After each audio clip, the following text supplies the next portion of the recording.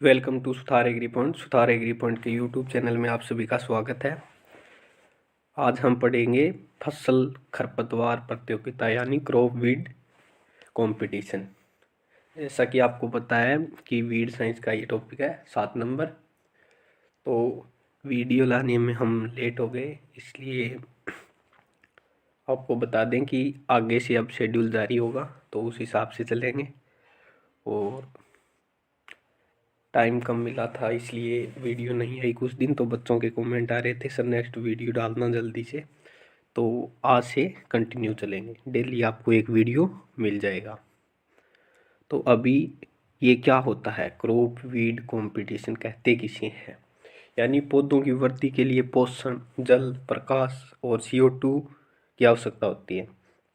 अब प्रकाश और CO2 की उपयोगिता पत्तियों द्वारा होती है, अतः इन कारकों के लिए प्रतियोगिता जमीन के ऊपर होती है तथा जल और पोषक तत्वों की प्रतियोगिता भूमि के नीचे होती है। तो अब देखेंगे कि इसमें खरपतवार इफेक्ट कैसे करते हैं।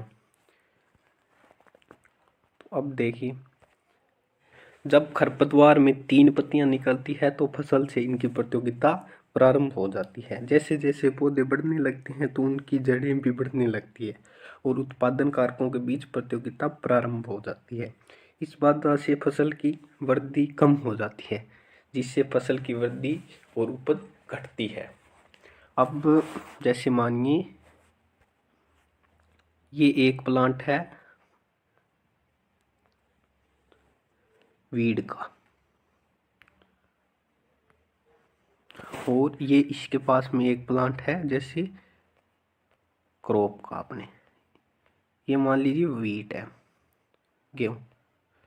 तो अब करेंगे क्या, जैसे इसकी जड़ें भी यहाँ तक पोषक तत्वों का अवशोषण कर रही है और इसकी जड़ें भी यहाँ तक पोषक तत्वों का अवशोषण कर रही है, तो अब क्या होगा, जितने हम इसके लिए दे रहे हैं उसमें से आधी खरपतवार यूज कर लेगा।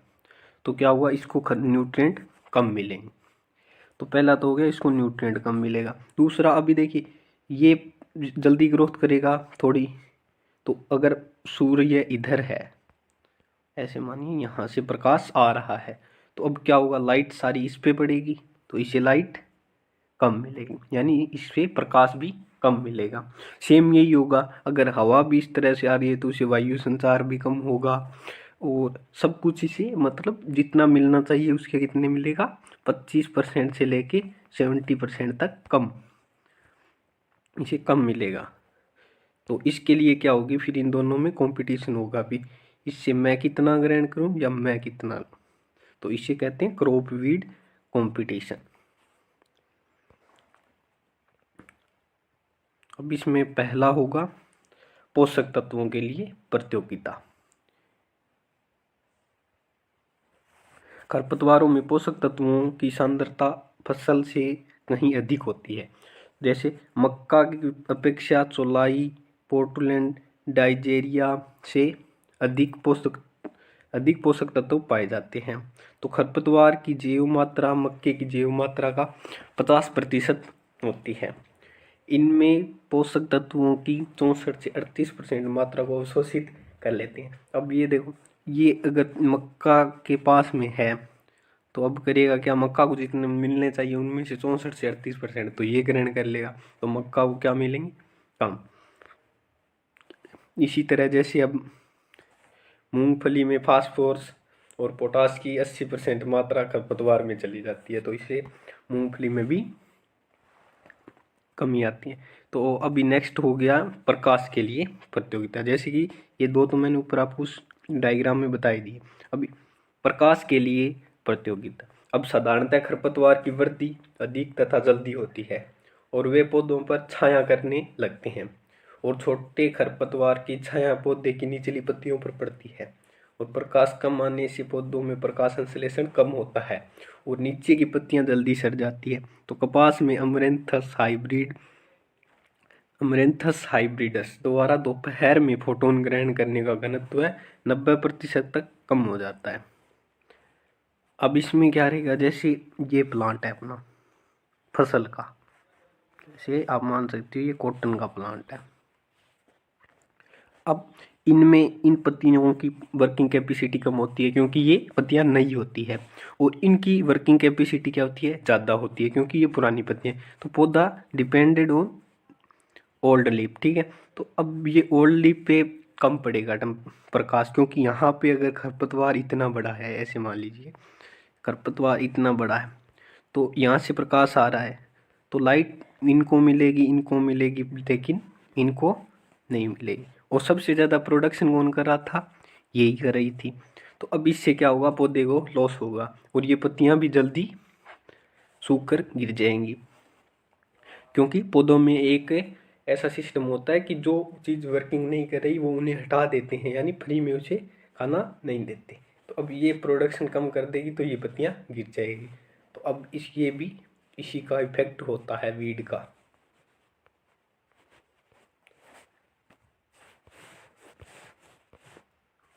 अब नेक्स्ट है जल के लिए प्रतियोगिता। अब कई मात्रा में शुष्क जैव मात्रा के उत्पादन के लिए आवश्यक पानी वाष्पोत्सर्जन अनुपात करें। अब यह अनुपात खरपतवारों में पौधों की अपेक्षा अधिक होती है, और दूब घास का वाष्पोत्सर्जन अनुपात 83% होता है, जबकि बाजरा का 450 mm, ज्वार का 430 mm। इससे स्पष्ट होता है कि खरपतवारों के लिए सबसे अधिक पानी की आवश्यकता होती है। यानी यदि खेत खाली हो तो खरपतवार सबसे अधिक पानी ग्रहण करते हैं। यह कभी कभी 7 से लेकर 12 हेक्टेयर सेंटीमीटर पहुंच जाता है। यह पानी की मात्रा ज्वार के 1500 से लेकर 2500 kg पर हेक्टेयर पैदावार के लिए काफी होती है। यानी पानी का सर्वाधिक वाष्पोत्सर्जन करते हैं खरपतवार। अब है CO2।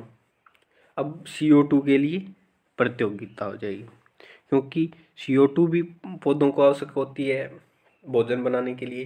तो अब CO2 से क्या होगा, यदि खरपतवारों का प्रकोप अधिक होता है तो CO2 के लिए प्रतियोगिता शुरू हो जाती है।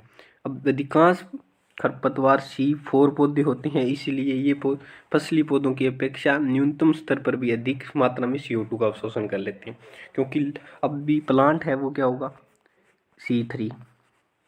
खरपतवार होगा, इसके सारे प्लांट C4 होती हैं। तो यानी इन्हें अगर थोड़ी सी भी CO2 मिलेगी तो ये क्या करेंगे, ग्रहण कर ले। इन्हें अगर पर्याप्त मात्रा में CO2 नहीं मिलेगी तो ये ग्रहण नहीं करेंगे। तो अब अगर C3 क्रॉप है वो उसमें C4, यानी खरपतवार लगभग C4 ही होंगे।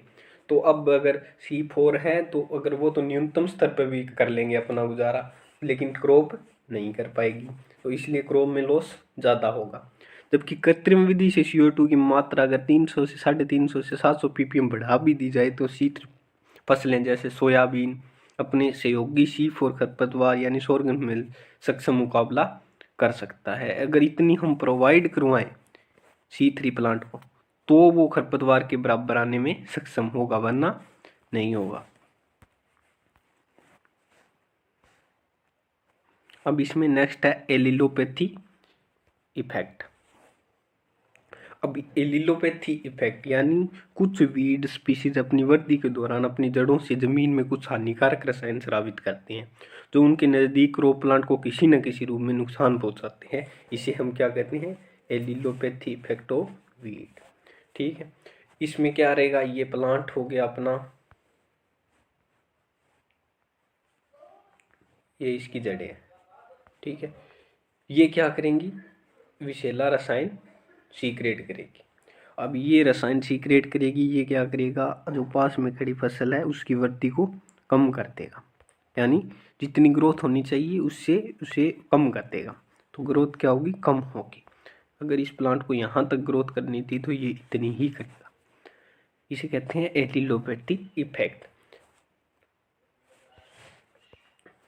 इसके अलावा कई बार पूर्ण रूप से विकसित वीड पौधे मृदा में विच्छेदित होता है। इस दौरान इसमें कुछ हानिकारक रसायन स्रावित होते हैं, जिससे मौसम में या अगले मौसम में उसी जगह पर बोई जाने वाली फसलों का अंकुरण या वृद्धि को प्रभावित करती है। इसका एग्जाम्पल हम लेते हैं, जैसे अगर आप सूरजमुखी है, यानी सूरजमुखी का प्लांट था, ऐसे ये सूरजमुखी की प्लांट है।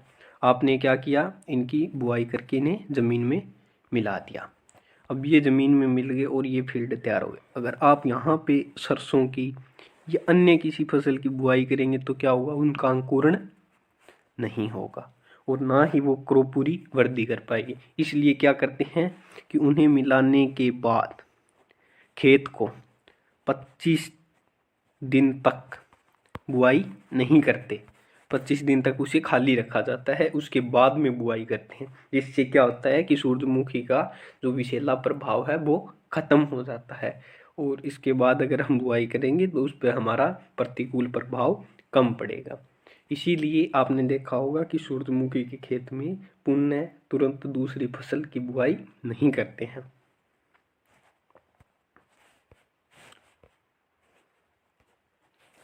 अब वृद्धि एवं विकास को कैसे प्रभावित करेगा, जो पीछे देखा था ना सेम एग्जाम्पल है। ये लिलोपैथी से भी वृद्धि को प्रभावित करेगा, टेम्परेचर से भी करेगा, सभी तरीकों से वृद्धि को प्रभावित करेगा। जैसे खरपतवार पौधों की वृद्धि एवं विकास को प्रभावित करते हैं।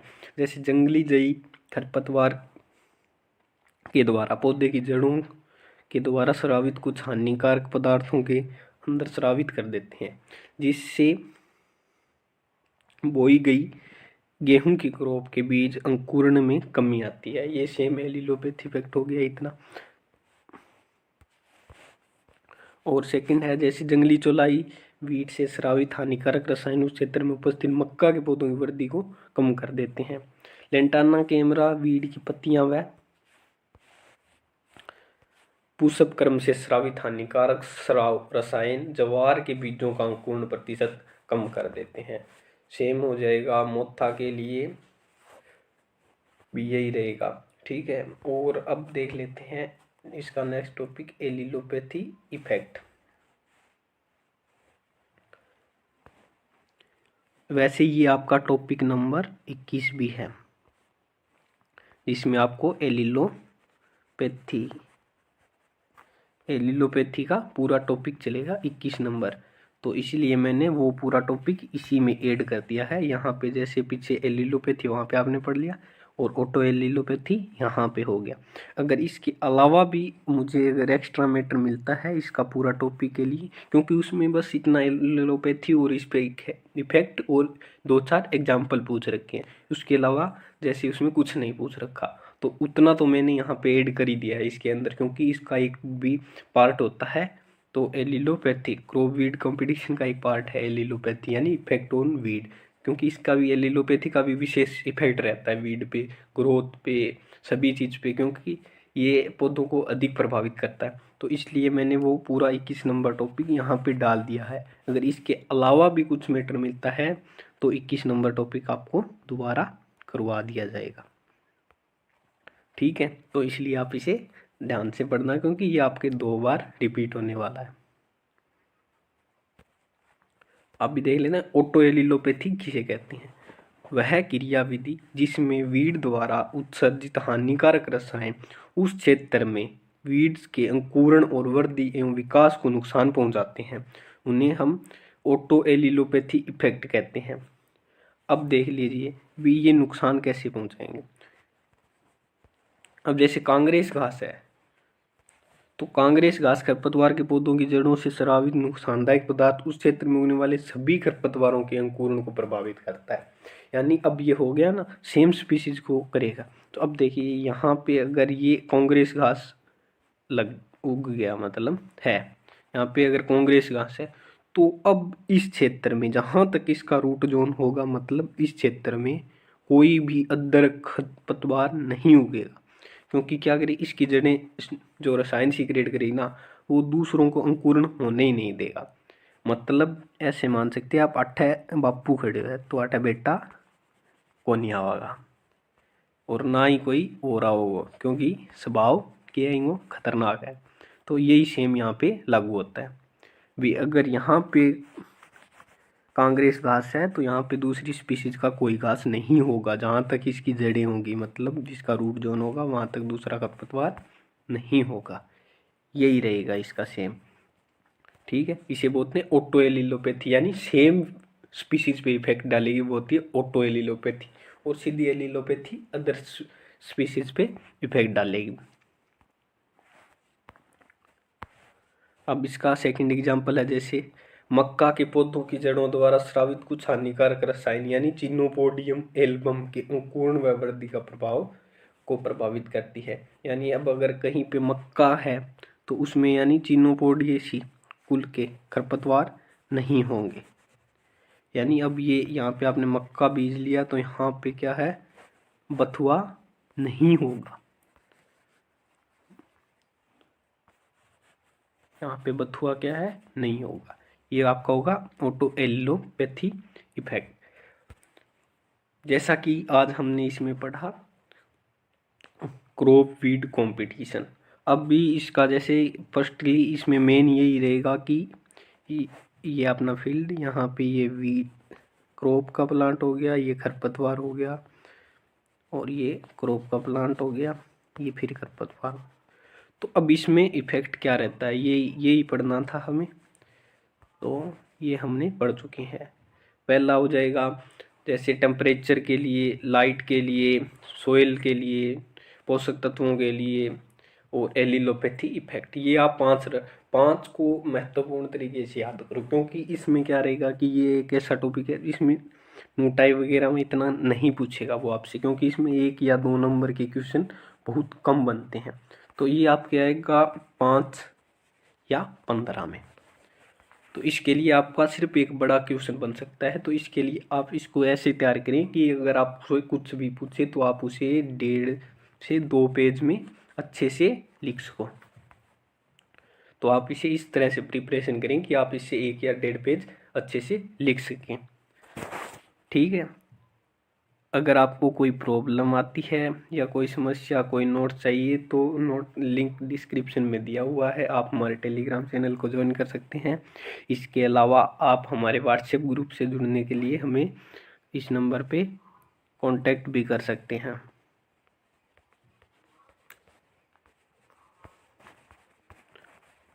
ओनली व्हाट्सएप मैसेज, क्योंकि इस पे